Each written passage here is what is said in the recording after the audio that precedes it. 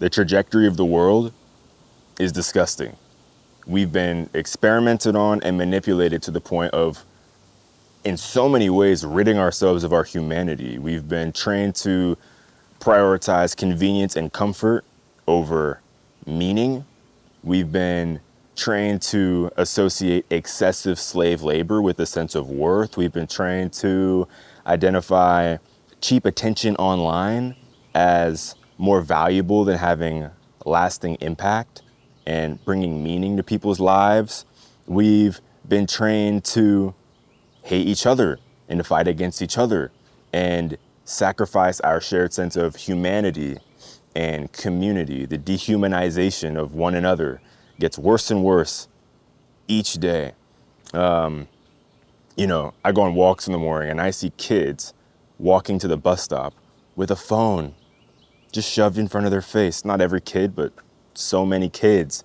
The poor souls never even had a choice to not become an addict. They've had their sense of reality stripped away from them before they've even had a chance to get a grasp on what reality really is.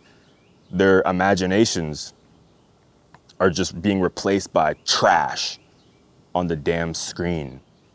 And it's such a shame because, us adults in the world have allowed our agency and our minds, our faculties, to be ruled and replaced by a device created by people that hate us, and we're allowing it to be done to our kids. We're being herded like cattle, looking down, taking one step at a time towards a cliff, and we know the cliff's there.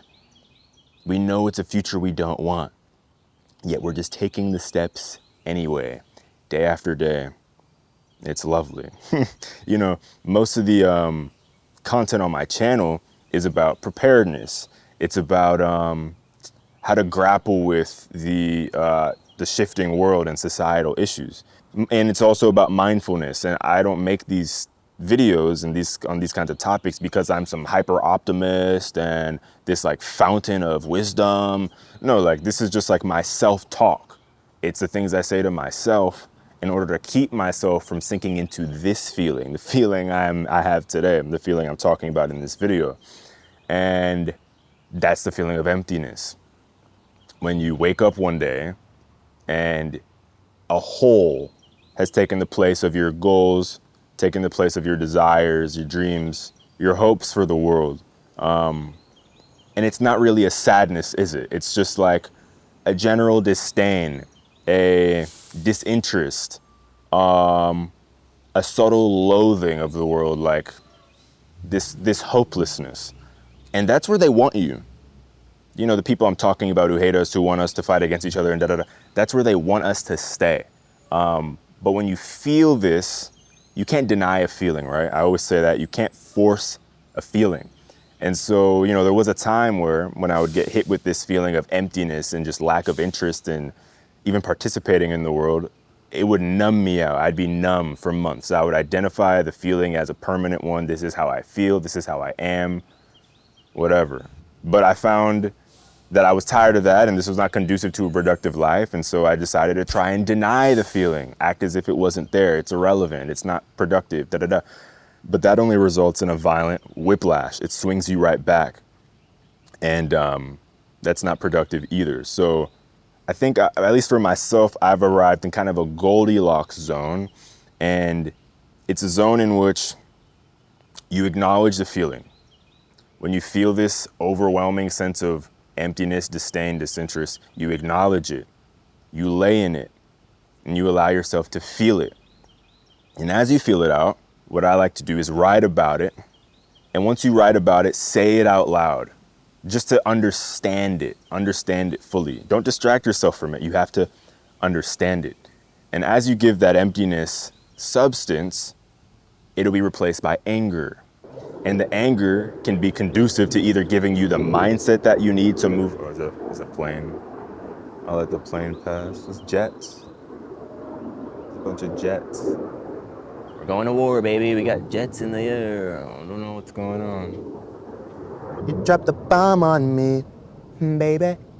You dropped a bomb on me. Y'all know that song? Shit's fire. What you turning me on? But yeah, as I was saying, anger is not a bad thing as long as it's used in a productive way. You know, take that anger and use it as fuel, as energy to get yourself in the mindset that you need to have to move forward, or to give you the energy to go and re-find that hope. And no matter what the issue is that you're facing, you know, whether it's a breakup or a societal issue, whatever, it could be anything. Use that anger to become better, to become stronger, to become more knowledgeable, and find ways that you can become the person you need to be to tackle the issue, or to contribute to the issue in a meaningful way. As far as my own thing regarding the kids losing their critical thinking and their imagination and their innocence to this technology that's killing us, you know, I've discovered a breadth of agencies and organizations that are super dedicated to helping kids get their agency back so they can grow up to be well-rounded adults with their own faculties intact. It's actually a pretty big movement, both regulatory and cultural. It's the pushback movement just against tech in general, and they're trying to get kids to a point where they're not having phones until at least 8th grade, which I think is great. So many states and countries are passing regulation that are keeping phones out of schools, which is fantastic. I really think a major aspect of this, though, is the parents, because I mean, parents are being ran ragged, right? To the point where it's hard to even find time in the day to think about these things.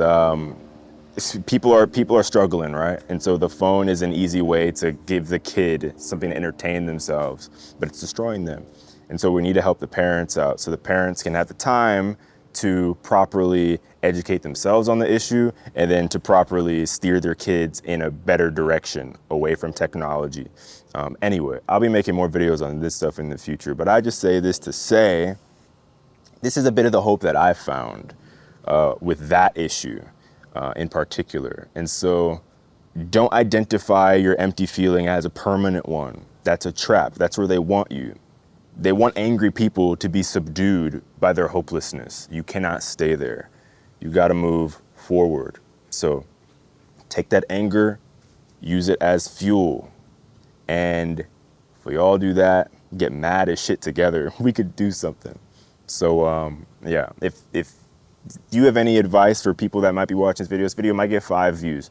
If you have any advice for anyone feeling similarly, a way that you cope and move forward, leave it in the comments. And yeah, stay up, folks. Stay sane and stay safe. Peace.